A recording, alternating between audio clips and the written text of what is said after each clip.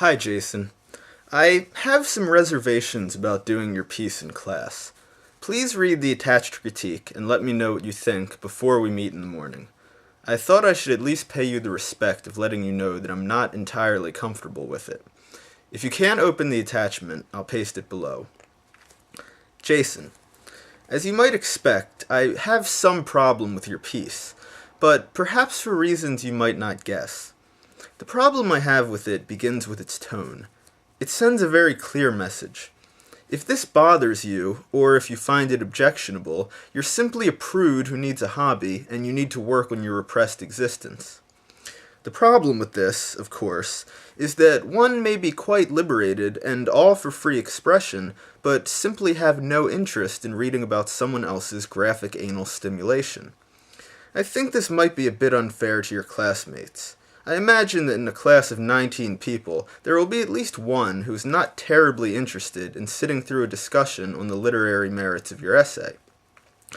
The problem, as I see it, is that people are somewhat captive in this class. In other words, they excuse themselves from this conversation only at the potential cost to their grade.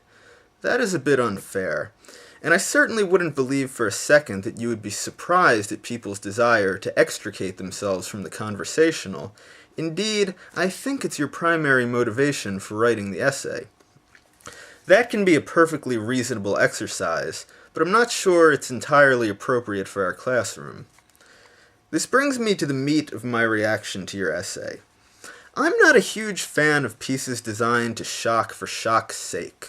If that shock involves a message that people should consider to bring themselves out of a particularly narrow way of thinking, that's fine. More than fine, in fact. But I don't see this rising to that level, unless I'm missing something. What exactly is the primary message of this essay? That people should experiment with their own bodies? That more liberal points of view are good things? Okay, I can buy that. But if that's the main message, why make it sound so unappealing in places? Sitting in your own feces and urine is actually quite disgusting, a state of being usually brought out involuntarily. If it suits you, fantastic. But you can't reasonably expect anyone to read that and think, yes, sounds like fun to me. There are two classes of artistic shock. And, for the record, I'm a big proponent of shock for some other overriding reason that's beneficial. Let me give you two examples that I've personally witnessed. The Holy Virgin Mary by Chris O'Feely, and Piss Christ by Andres Serrano.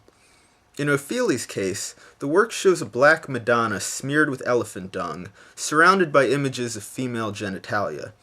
It's not a particularly arresting image, and seems designed merely to create a ruckus as Catholics go apeshit because of the desecration of their Virgin Mary. I suspect that O'Feely's point in making her black is that images of the family of Christ invariably show them as lily white, which is absurd. I dig that part. But why the elephant shit and labia? Simply to shock, which seems an empty gesture to me. As for Piss Christ, it shows a backlit picture of a crucifix suspended in urine. That is offensive to Christians, of course. However, when you actually see the photograph, it's extraordinarily beautiful, completely arresting. It actually shows a side of the crucifixion that we simply don't see. For whatever reasons, the properties in urine make it extraordinary. I dig that. The overall message is that one should see beyond the medium to the beauty of the image. The urine is inconsequential. The suffering of Christ is the point, and the image captures it beautifully.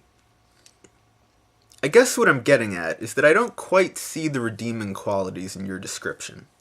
They seem, instead, designed to throw some unpleasant images at your readers and then see if they can take it. If they can't, or choose not to, you can take some satisfaction in their being more prudish than you. I don't see that as a particularly useful function in writing, or any art for that matter.